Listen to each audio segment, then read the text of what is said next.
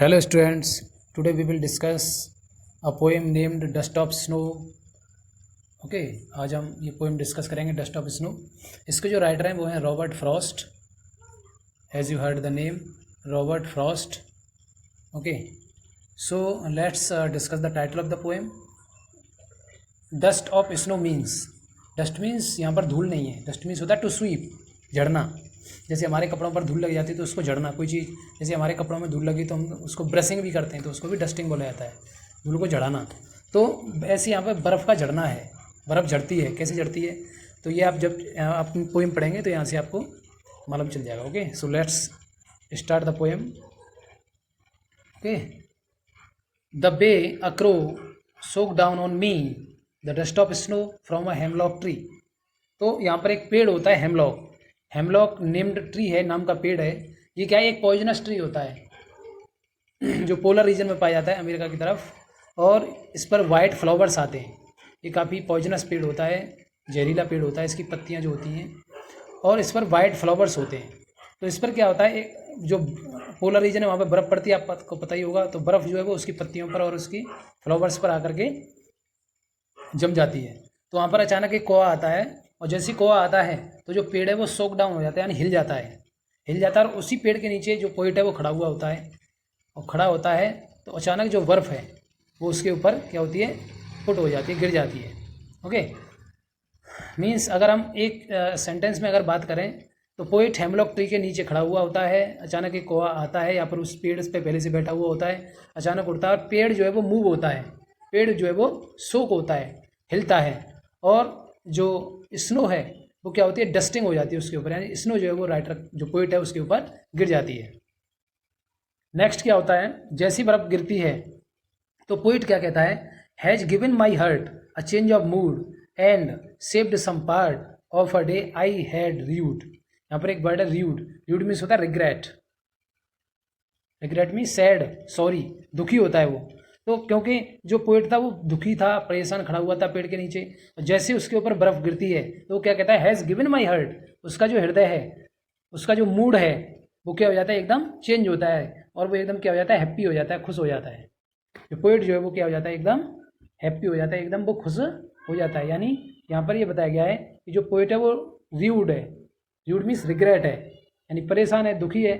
लेकिन जैसे ही उस कोई की वजह से उस हेमलॉक ट्री से जैसे बर्फ़ उसके ऊपर झड़ी, डस्ट हुई, तो वो एकदम खुश हो जाता है, उसका जो मूड है वो चेंज हो जाता है। यानी पोइट यहाँ पर ये बता रहा है कि आप किसी भी कंडीशन में, यानी अगर आप किसी भी नेगेटिव चीज़ को अगर आप पॉजिटिविटी की तरह से अगर देखते हो तो आपके साथ में भी पॉजिटिविटी आने शुरू हो जाती है। यानी आपको ये नहीं सोचना है कि मैं कोई की वजह से मेरा ये हो गया, बिल्ली रास्ता काट गई, मेरे साथ ये घटना हो गई। तो वो उसको पॉजिटिव वे में ले रहा है कि पेड़ भी पॉइजनस था और कोई को भी क्या माना जाता है, एक साइन होता है वो अपशगुन का।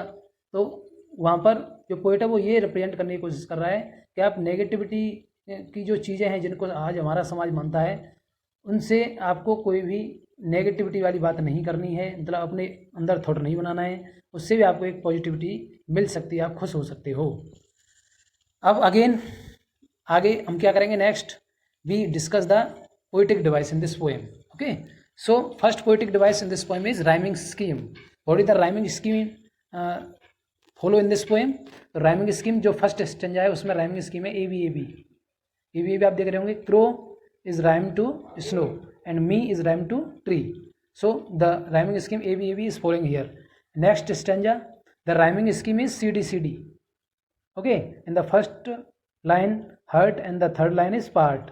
So hurt is rhyme to part and mood is rhyme to rude. So the rhyming scheme is CDCD in this stanza. Okay, next जो पोएटिक डिवाइस है, जो यहाँ पे लिटरेरी डिवाइस यूज हुआ है वो है एंजेम्बमेंट। एंजेम्बमेंट ओके, एंजेम्बमेंट। एंजेम्बमेंट क्या होता है, एंजेम्बमेंट होता है जब जो लाइन होती हैं, पोएम में लाइन होती हैं वो कंटिन्यू रनिंग करें विदाउट एनी पंक्चुएशन मार्क। जब line without any punctuation mark continue चलती चली जाए, जैसे आप यहाँ पे देख रहे होंगे कोई भी पंक्चुएशन मार्क यूज नहीं किया गया है। दीज 4 लाइन्स, फर्स्ट स्टेंजा जो हमारा है उसमें किसी भी तरह का कोई भी पंक्चुएशन मार्क यूज नहीं किया जा रहा है, ना कोमा है ना फुल स्टॉप है। तो लाइन कंटिन्यू कर रही है with the next line. Okay ऐसे इसमें आप देख रहे होंगे, यहाँ पर भी देखिए यहाँ पर भी कोई पंक्चुएशन मार्क नहीं है. So the literary device enjambment is following in these two stanzas. Okay, next literary device is alliteration. Alliteration. What is alliteration? Alliteration is repetition of consonant sound in nearby words. Okay, एक line में या एक stanza में जो consonant sound होती है अगर वो रिपीट हो रही है तो वहाँ पर आप एलिट्रेशन जो पोइटिक डिवाइस है वो वहाँ पर फॉलो होता है.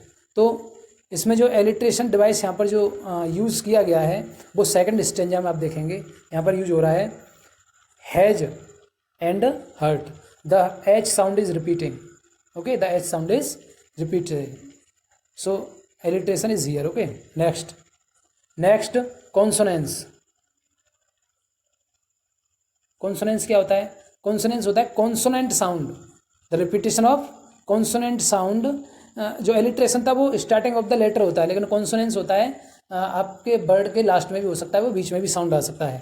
तो यहाँ पर मैं आपको दिखा रहा हूँ जो कॉन्सोनेंट साउंड है वो यूज़ किया गया है आपका लास्ट लाइन में, इस लाइन में यूज़ किया गया है. जैसे आप देख रहे होंगे DA बाई डे यहाँ पर फर्स्ट में, और HAD हेड या लास्ट ऑफ द वर्ड में यूज़ किया गया है D, और र्यूड यानी इसमें D साउंड रिपीट हो रहा है. सो this is the consonance, example of consonance poetic device. Okay, यहाँ पर एसोनेंस भी है. ओके, एसोनेंस क्या होता है? Repetition of vowel sound. Okay, repetition of vowel sound. तो यहाँ पर हम देख लेते हैं वोवेल साउंड कहाँ पे रिपीट हो रहा है. वो रिपीट हो रहा है in the first stanza, the second line. Okay, the soak, down, down, on. तो O sound is repeating. Okay, so this is the these are the literary device they are using in this poem. I hope you will have understood the chapter, and if you have any query related to the meaning of the poem and meaning of the any stanza, then you can get me at my WhatsApp number. Okay, after completing first you all have to understand the chapter, and I will send you the exercise of this poem and the questions and the fill in the blanks and the true false, everything related to the exercise, and you have to complete your exercise by reading the poem and by understanding the explanation of the poem. Okay, thank you very much. Keep studying at home, stay safe, stay healthy.